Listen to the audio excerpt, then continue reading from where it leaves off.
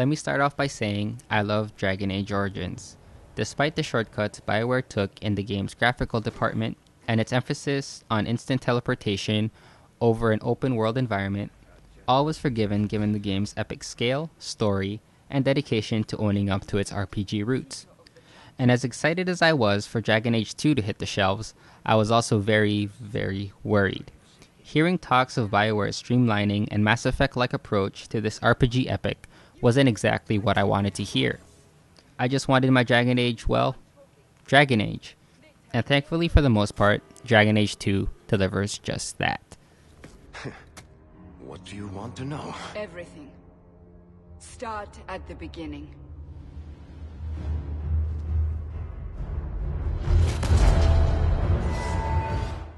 The events of Dragon Age 2 take place parallel to the storyline of Origins. It begins with your crew of characters fleeing the Blight after the betrayal and death of King Cailan. You then run into a familiar Witch of the Wild, yeah, that Witch of the Wild, and your long journey that spans past the events of Origins begins. The game centers around a human character named Hawk. I guess you can call this streamlining. There isn't the option of another race. You're limited to choosing between 2 human genders or 3 classes, the mage, the warrior, and the rogue. There is also very little setup. There are no slaying giant rats to teach you the core combat mechanics.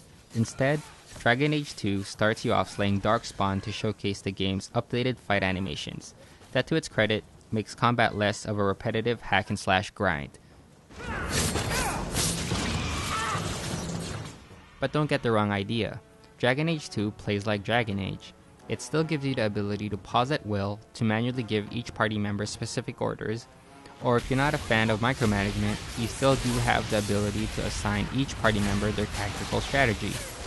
As in Origins, this level of control proves necessary to survive in the game's bigger battles, and at the very least, proves highly effective at exterminating groups of giant pesky spiders.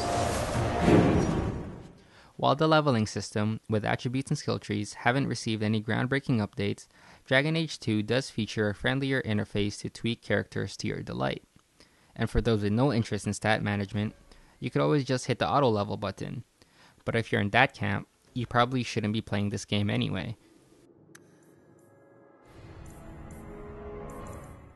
One of the major repercussions to BioWare's streamlined approach is your inability to change the armor of any party member other than Hawk's. Instead, BioWare offers character-specific armor upgrades throughout the game that improve its stats and capabilities without making any visual changes to your party members. But at least you don't lose the ability to change weapons. Mass Effect 2, anyone? Dragon Age 2's dialogue tree is also pretty much identical to that found in Mass Effect 2. Wherever you stand on the debate on the effectiveness of dialogue trees in games, I do have to admit that unlike Origins, Dragon Age 2 does force you to make many tough, heart-wrenching choices with sometimes almost immediate consequences.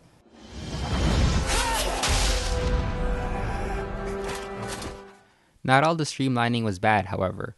BioWare added one feature that made this game immensely more playable, a feature that's been missing from all RPGs I've ever played.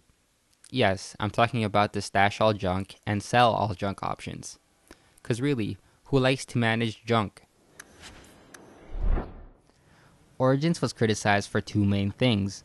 One was its instant teleportation system that robbed players of the open world feeling the game tried to create, and the other was its subpar graphics, particularly after the release of Mass Effect. Not only does the sequel not address either issue, the issues are more apparent now. While the game doesn't look bad, playing the game on PC at high video settings, Dragon Age 2 is at best a slight improvement to the original. And while I forgave the original's graphical deficiencies because of its varied and epic environments, I can't do the same for this one. You spend the entirety of the game in the city of Kirkwall and parts of their free marches, and as big and varied as they can be, you will find yourself repeatedly running through the same areas and fighting in the same places over and over and over again. The only real variation is whether it's night or day.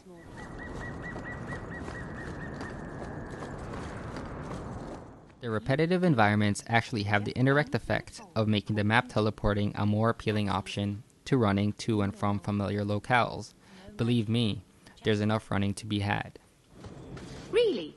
The limited environments are further emphasized by the many, many doors you inexplicitly can't open.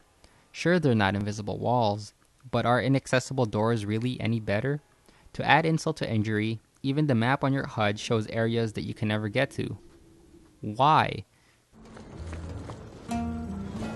I don't think I can do that. Dragon Age 2 also does away with a camp that gave you the chance to interact with each of your party members. Instead, each one of them can be found at a designated location in Kirkwall. Remember how irritating it was to have to visit each party member on your ship in Mass Effect 2? Well, it's pretty much the same experience here. Just think of the city of Kirkwall as a giant Normandy. There are times when it feels that way. It should come to no surprise that Dragon Age 2 relies on its story to carry the experience. And depending on what choices you made in your origin save file or what scenario you decided on at the start of the game, there are familiar characters that make cameos, some more memorable than others. While Origin succeeds because of its story, it's the way the story is told that makes Dragon Age 2 special. Without going into spoilers, I can tell you that 40 hours into my game, I was completely oblivious to how the main storyline was going to unfold, let alone what factor I played in it. Some would say that this is proof of bad storytelling, but I appreciated the change in style from Origins, where the ending was obvious right from the beginning. Claim your destiny, or be claimed by it. Dragon Age 2 gets away with this by placing the character relationships at the forefront. Each party member has a story you have the option of playing through, and some of the more critical choices you're asked to make in the game occur in these companion quests. Everything. I want this story to be told. You're not the first to get it all wrong.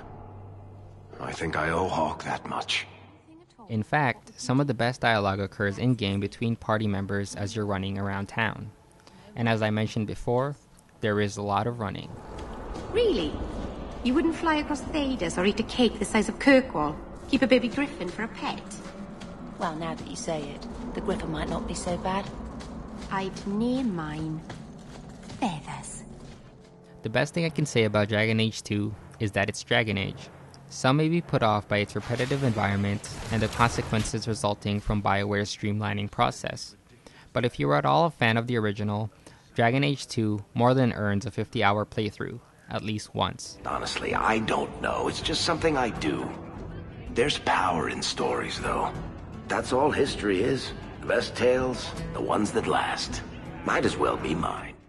Dragon Age 2 gets 4 filled-in R-holes out of 5.